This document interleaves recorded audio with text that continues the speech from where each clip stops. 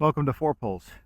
Join me in my meditations on Jude, verses 5 through 7, as I play some disc golf, throwing some Discmania plastic, and seek to glorify the Lord for His Word, for His world, and for His Redeemer.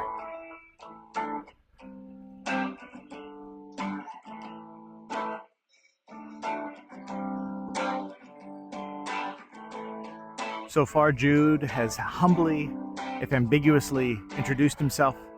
He's told us of his desire to write of our common salvation, but he feels compelled to warn us to contend for the faith once for all delivered to the saints, and to beware of those who would turn the grace of God into sensuality and licentiousness.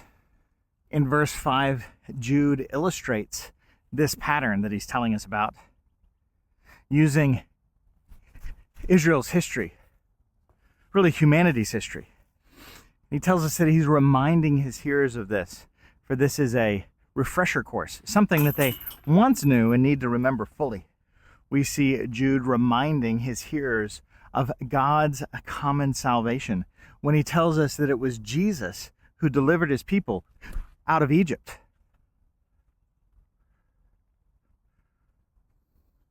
With this simple phrase, Jude is doing a couple of very important things. One, he's connecting the person of Jesus Christ, the incarnate Son of God, with the salvation of Israel from Egypt. Jude is also showing us a group of people whom Jesus delivered from their distress, but who yet failed to fully enter into his rest.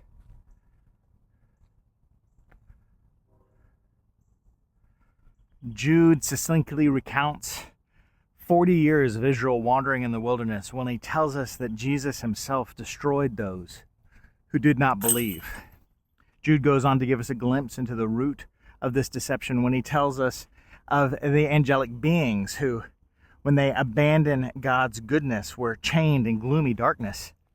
He's giving us a bird's eye view into heaven on what is happening there. When taken with verse 4, we see this pattern working out, that as Satan, an angel, overstepped his authority and tempted Eve in the garden as a serpent who should have been submitting to man, instead provoked them, tempting them to turn the grace and command of God into sensuality, what was good for the body and good tasting and good in many ways, and yet forbidden, was consumed in defiance of God's given authority on every front. Jude tells us how these fallen angels, these creeping snakes, have received their preliminary injunction, and they await in gloomy darkness the coming day of judgment of the Lord. And lest we struggle to believe Jude's divinely inspired understanding of the angelic judgment, he gives us a picture from history in which a people consumed with sensuality were ultimately destroyed by the living God. Jude tells us that Sodom and Gomorrah and the surrounding cities and their eternal fiery judgment served as an example and a reminder to those who would go after sexual immorality and strange flesh. And so Jude has given us a clear picture of what it can look like to have those deny Jesus Christ, their Master and Lord, and give themselves over to unnatural desires. The disordered desires and usurped authority lead only to eternal judgment.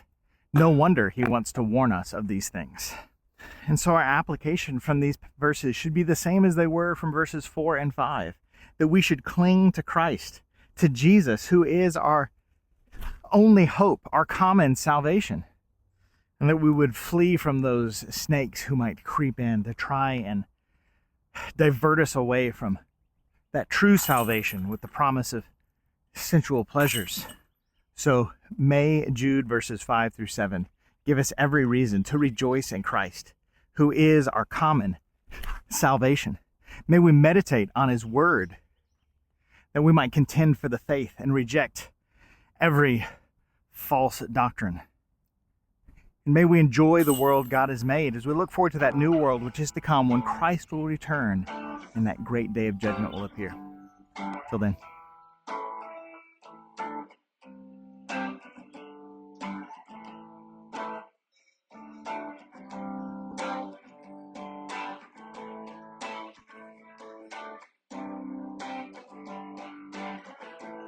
seek to glorify the Lord for his word, for his world, and for his Redeemer.